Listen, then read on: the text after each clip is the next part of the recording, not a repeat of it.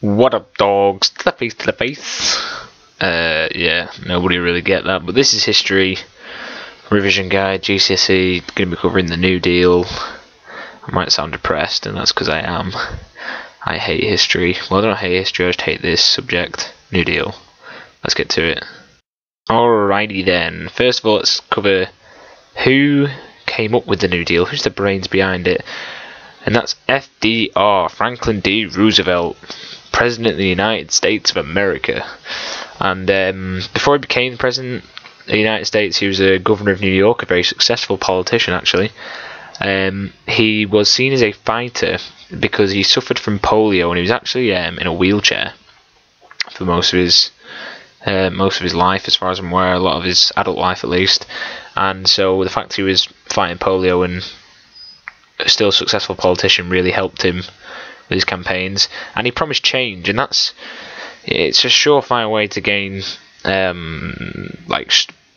political strength. If the country's in a really bad way and you promise change, people are going to like you, people are going to vote for you. And he's a Democrat, so yeah, they're all the key things you need to know about him because you'll probably get a question that you can link him in. Well, you will get a question you can link him into. I'm pretty much certain about that. But anyway, now we're going to move on to the New Deal itself. Now, the New Deal is obviously a set of economic policies that FDR laid out to try and get the USA back to its full strength. So we had 3 R's, and that was relief, recovery, and reform. I don't know how clearly you'll be able to see those, but relief, recovery, reform. So those were the 3 areas he was trying to say, come on, let's provide relief, get his recovery, and we reform everything. So there were his 3 R's. That was sort of his presidential campaign, but he brought that into his presidency as well. So that's FDR for you. He developed these things called alphabet agencies. So you think of like the AAA, CWA, different things like that. There was loads of them, and they were just like companies, agencies, organisations that were set up to try and get the USA out of the depression. And he wanted jobs and prosperity. So because there was a lot of unemployment and there was in the depression, so create jobs, cycle of prosperity, blah blah blah. And he came out with that quote that's said millions of times since: the only thing we have to fear is fear itself. And he was probably right.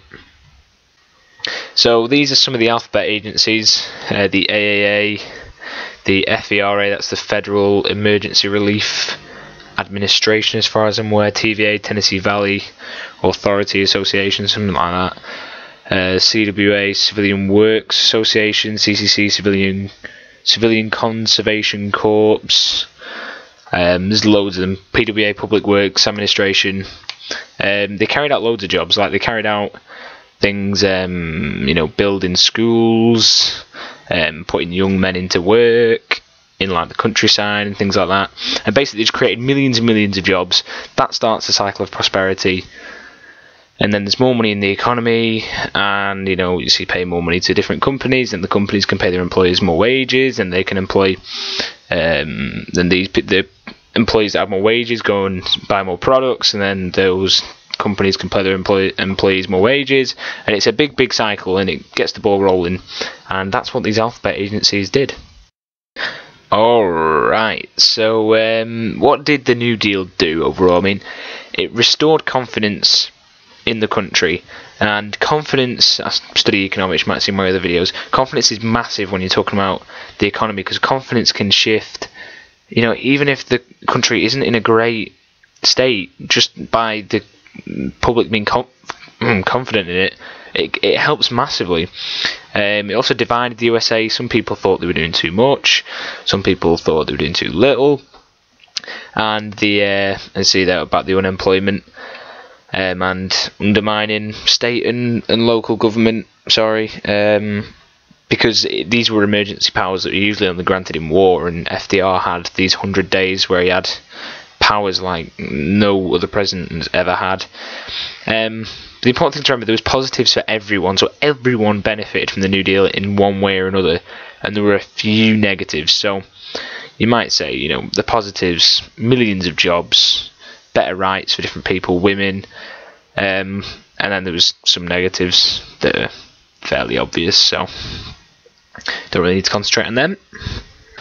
So there it just says created millions of jobs. Yeah, like I say, it's quite straightforward, really. New Deal in the end. It saved lives, created millions of jobs.